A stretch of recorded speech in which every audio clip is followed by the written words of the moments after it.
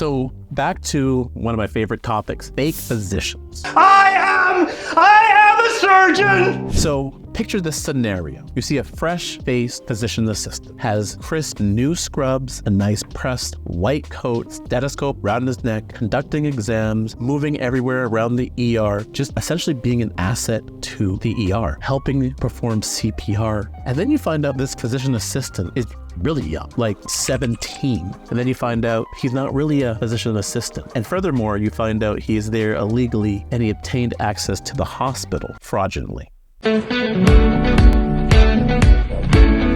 Well, this is the story of Matthew Scheidt. And in 2011, he did gain access to a hospital. But let's start the story at the beginning. So Matthew Scheidt, 17-year-old, was working as a medical clerk across the street from the Osceola Medical Center. And as a medical clerk, he would run back and forth, perform errands, and some of that was delivering files to the hospital. While he was there, he lied and was able to gain access by obtaining a medical badge. And he was allowed free reign into the hospital and into the ER. He was able to obtain scrubs, a stethoscope, and essentially no one questioned him as he moved around the hospital. It was found out that he also lied about his age, saying that he was 23 and he was from a university program. Eyewitnesses report that he would move from room to room. They observed him with a stethoscope, listened to breath sounds, had an IV in his hand. Court records show several things that he did. He interviewed patients. He, again, conducted exams, read confidential medical reports, cleaned wounds. He even actually helped subdue a combative psych patient. The thing that rose suspicion about him moving around the ER, because a lot of times people can move in and out the ER or the hospital unquestioned if they're not doing something strange. But what he did was he tried to gain access to areas that his badge wouldn't work, and that tipped off people that something was wrong. And eventually this did lead to his arrest. Well, when he was being prosecuted, they thought that he might be suffering from mental illness. A psychiatrist evaluated him. After conviction, it was determined that he might be suffering from a psychiatric illness. So a psychiatrist did interview him to see if this was actually true. Well, it was determined that he wasn't suffering from any kind of psychiatric illness, but they found out that he was role-playing, acting out as a child. He was deemed to be somewhat of an overachiever and just wanted essentially success quickly.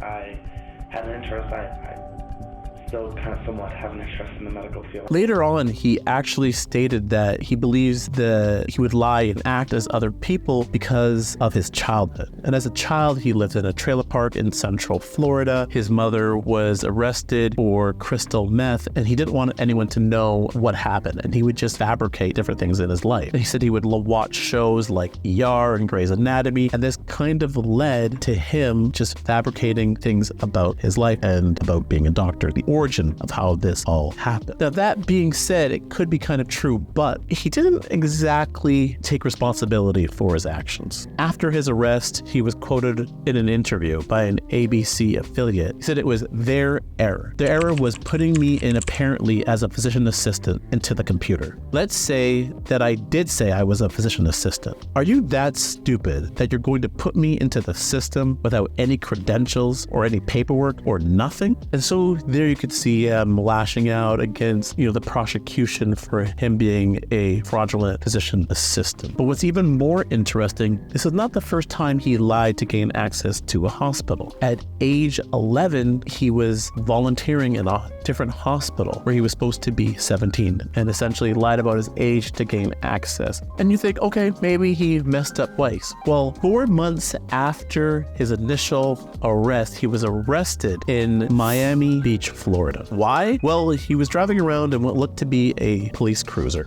stopping different motorists. He actually stopped an undercover agent, cover officer, telling him, to put on his seatbelt. He was later questioned and detained, and what they found was in his car, they found a gun under his seat, they found a taser, handcuffs, they found a radio, a sheriff's badge, and identification. Ultimately, he was sentenced to a year of house arrest and 8 years probation. So what can you make of this story? it can be common that people do imitate different medical professionals. And what this story does tell me is that people act like medical professionals for different reasons, to escape from their own reality, to try to hasten something that might take a long time. It does take a long time to become a physician's assistant, a nurse, a doctor. And people do it for many reasons. Sometimes for notoriety. Sometimes people lie for access to money that they'll gain from being in these positions. In his positions, I think he was just trying to escape from his reality. But only thing I do have to say in conclusion is that medicine is hard and it does take a long time. And so staying there, study, and understand it's a long process. Okay, till the next video.